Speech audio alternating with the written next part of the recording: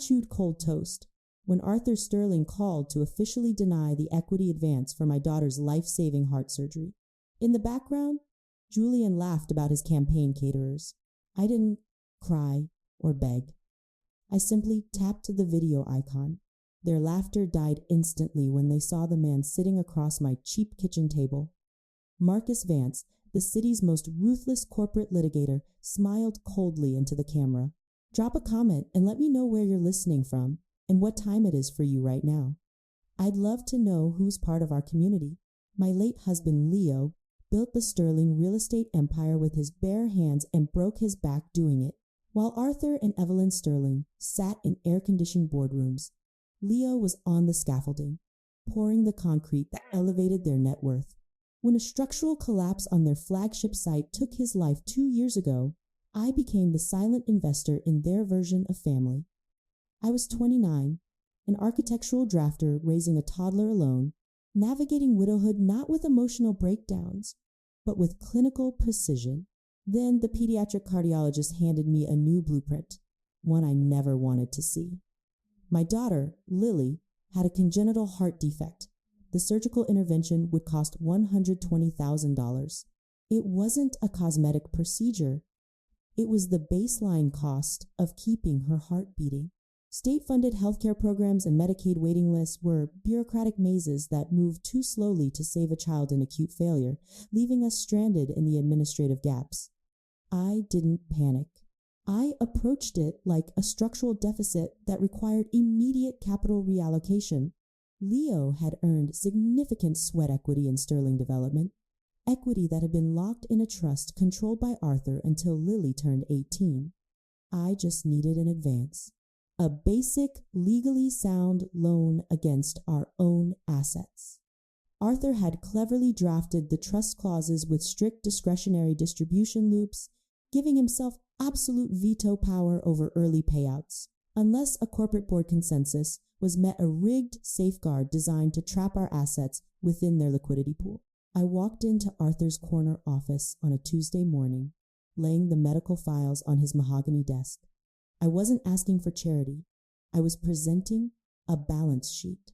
Arthur barely glanced at the cardiac imaging. He adjusted his silk tie and told me that liquidity was tight, that the business couldn't sustain a 6-figure bleed for personal emergencies. Evelyn, sitting on the leather sofa, offered a tight, sympathetic smile that didn't reach her eyes, suggesting I look into state-funded medical programs. 2 days later, the invitations arrived in the mail. Heavy, gold-embossed cardstock announcing Julian's City Council campaign kickoff gala. Julian, the younger brother who had never held a hammer or drafted a blueprint, was running for office on a platform of family values and community building. The gala was being hosted at a luxury downtown venue. I did the math.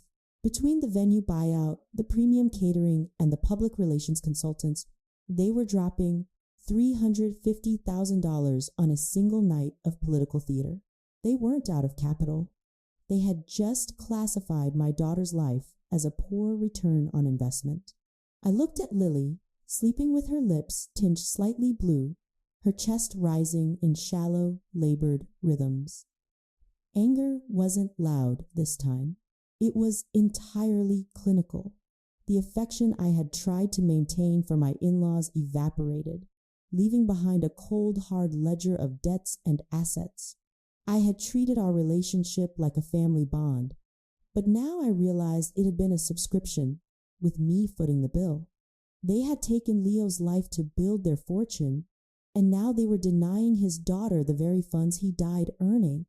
It was a miscalculation on their part. They assumed my grief made me weak. They forgot that as an architectural drafter, I knew exactly how to find the flaws in a foundation. By the end of the month, Lily's oxygen levels dropped, forcing us into a semi-permanent residence at the pediatric ward. The steady, rhythmic beeping of her cardiac monitor became the soundtrack to my days. I drafted blueprints from a plastic hospital chair, trading hours of sleep for billable drafting work. I didn't ask why this was happening. I just opened my laptop and kept calculating. That's when Evelyn Sterling walked into the sterile hospital room, smelling of expensive perfume and entitlement. She didn't look at Lily entangled in the wires. Instead, she looked at me and handed over a thick legal folder. It was a property transfer agreement.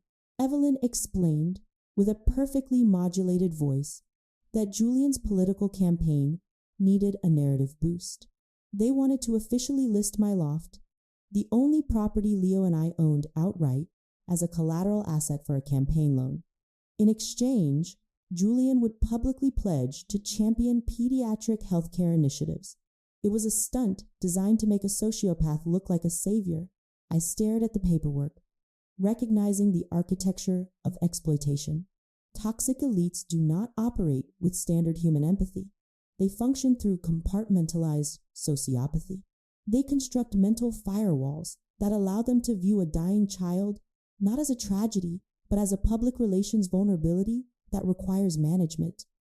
Evelyn wasn't asking for my home out of malice. It was far worse.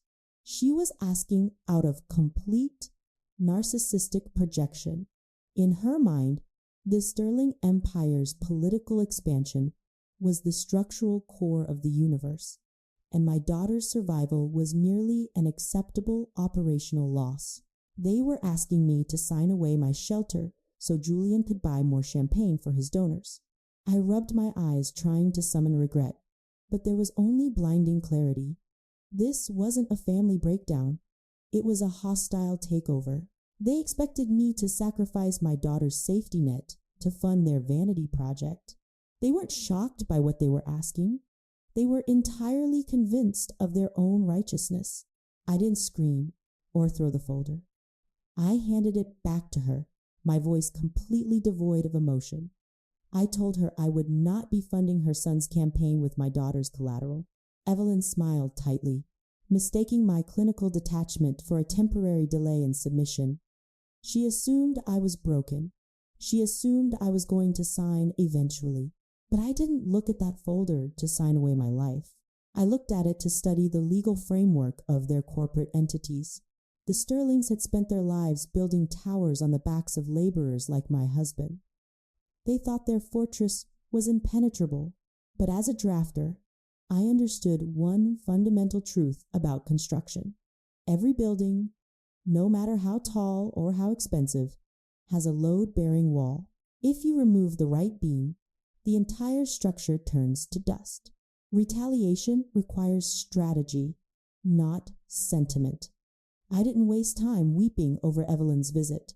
Instead, I left the hospital during a shift change, drove back to my dark loft, and pulled out Leo's old hard drives. During his time as site manager for Sterling Development, Leo had synced his field reports to our home server.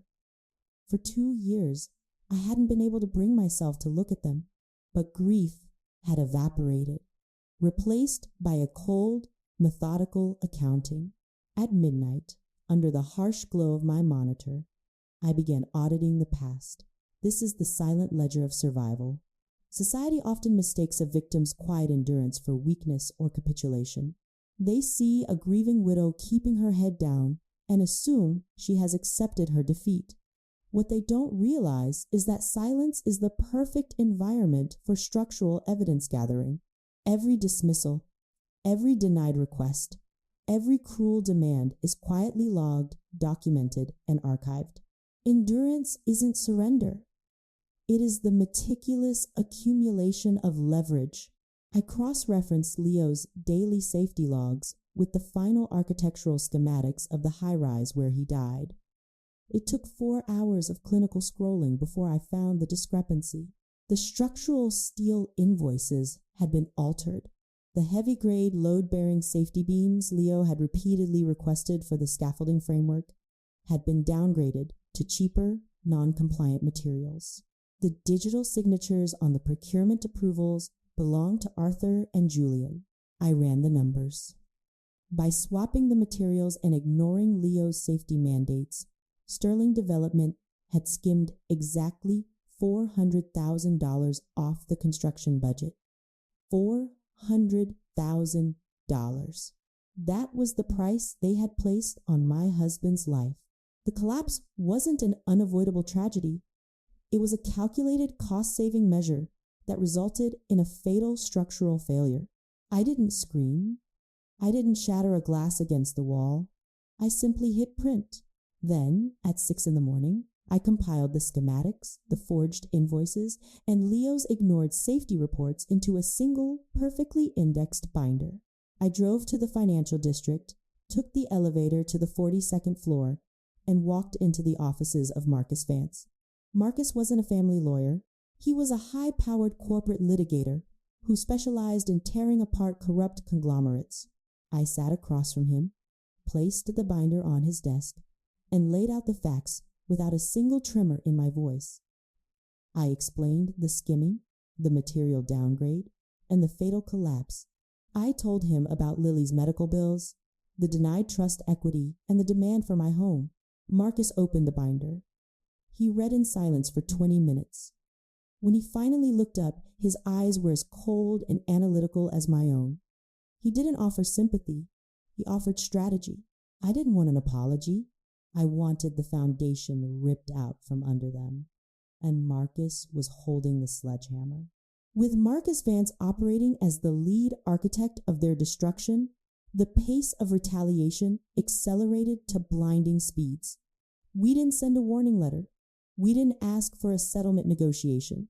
Marcus unleashed a team of forensic accountants to follow the digital blood trail left by the downgraded steel beams. I sat in his glass-walled conference room as the data rolled in, watching the Sterling family's financial architecture get dismantled piece by piece. It took 72 hours for Marcus's team to crack the offshore conduit. The $400,000 saved by compromising the scaffolding hadn't just been absorbed into the company's general revenue, it had been systematically routed through a maze of shell companies registered in the Cayman Islands. The funds were moved in increments of $9,000 to avoid triggering federal reporting thresholds. But the final destination wasn't a corporate account. Because Marcus's forensic accountants cross-referenced corporate ledger hashes with public Federal Election Commission disclosures, we bypassed months of bureaucratic subpoenas by presenting a prepackaged, mathematically airtight digital paper trail directly to the U.S. Attorney's Office. I followed the highlighted arrows across the screen. The money had landed in a domestic political action committee, Julian's committee. The exact funds salvaged from the safety equipment that would have saved my husband's life were currently financing Julian's $350,000 city council campaign gala. They hadn't just killed Leo to save money, they had killed him to buy Julian a political podium. The dispute instantly mutated. This was no longer a civil case of corporate negligence or a family squabble over equity. It was active financial embezzlement, campaign finance fraud, and involuntary manslaughter. The Sterlings had weaponized their business to fund their vanity, leaving a body count in their wake. We had wire fraud, tax evasion, and a direct link between the stolen safety funds and the campaign kickoff. Arthur and Julian had signed the transfer authorizations. They were both legally exposed with no room to hide. I didn't care about the logistics. I only cared about the execution. Marcus forwarded the compiled dossier to his contacts at the federal prosecutor's office. Given the political implications and the undeniable paper trail, they fast-tracked the grand jury indictments. Because the embezzlement funds crossed state and international lines into federal campaign accounts, the U.S. Attorney spearheaded the federal indictments for wire fraud and campaign corruption, while concurrently coordinating with the county district attorney to attach the structural manslaughter charges. The marshals were moving that night. I looked at the screen, staring at the numbers that represented my husband's life and my daughter's suffering. The Sterlings had spent years treating me like a naive, grief-stricken widow who would quietly accept their scraps. They were shocked when I stopped playing the victim, but they were about to be devastated to learn that I had become their executioner. This wasn't revenge. It was a precise mathematical balancing of the scales. The invoice for Leo's life had finally come due, and I was going to collect it with interest. The ballroom of the Grand Hotel was dripping in gold decor and false promises. Julian's city council campaign kickoff was being broadcast live on 2 local news networks. I stood near the back of the room, completely unnoticed in the sea of wealthy donors and sycophants. Marcus stood beside me, his eyes glued to the side entrance. On stage, Julian was in his element, flashing his perfect teeth and speaking about integrity, family values, and building a safer community. Arthur and Evelyn stood beaming in the front row, basking in the glow of the political empire they had purchased with stolen blood money. Julian promised to protect the working families of the city, his voice echoing through the opulent hall. He never got to finish his sentence. The ballroom doors swung open, cutting through the polite applause. 4 federal marshals, wearing dark suits and uncompromising expressions, marched straight down the center aisle. The crowd parted like water. The cameras pivoted instantly, broadcasting the disruption live to thousands of viewers. Arthur stepped forward, his face flushing red, demanding to know the meaning of the interruption. The lead marshal didn't blink. He handed Arthur a thick stack of legal documents. Arthur Sterling was served with a federal grand jury indictment for wire fraud, embezzlement, and involuntary manslaughter. The marshal then turned his gaze to the stage. Julian Sterling was indicted for campaign finance fraud and conspiracy. The lead marshal announced that they would be held in federal custody pending an immediate detention hearing. The entire ballroom plunged into a dead, suffocating silence. The camera operator zoomed in on Julian's face as the color drained from his cheeks. His polished political persona shattered in real time. He looked down at the marshals. Then his eyes darted to the back of the room, finally locking on to me standing next to Marcus. The realization hit him like a physical blow. The clinical precision of the ambush broke his mind. Julian grabbed the microphone, his voice cracking into a shrill, unhinged scream. He pointed a trembling finger at me, shrieking that I was an ungrateful parasite. He screamed that they gave me everything, that Leo was just a laborer, and that they had earned that money. The collective gasp from the donors was audible over the broadcast. In his blind panic, Julian had completely lost his composure, screaming insults and publicly confessing his absolute arrogance on live television. He had just admitted that he viewed my husband's life as an expendable commodity. Evelyn lunged forward, trying to yank the microphone away from her son, but the damage was irreversible. The marshals moved onto the stage, cuffing Julian as he continued to thrash and shout obscenities. Arthur was placed in handcuffs near the front row, his empire collapsing under the flashing lights of the press cameras. I didn't smile. I didn't gloat. I watched the architects of my misery get hauled out of their own vanity project. I simply turned to Marcus, gave a single, curt nod, and walked out the back doors. The collapse of the Sterling Empire was swift and absolute. Within 72 hours of the televised meltdown, Sterling Development entered federal receivership, the banks froze their assets, the donors fled, and the campaign dissolved into a national scandal. Arthur and Julian were denied bail, awaiting trial for a conspiracy that carried decades in federal prison. Evelyn, stripped of her wealth and social standing, retreated into a small rented apartment, entirely isolated from the society she once ruled. With Marcus navigating the legal wreckage, I secured full restitution. The court seized the remaining liquid assets and awarded me total custody of Leo's rightful equity shares, along with punitive damages for the fraud. The very first wire transfer went directly to the pediatric cardiology department. 3 weeks later, Lily underwent her life-saving surgery.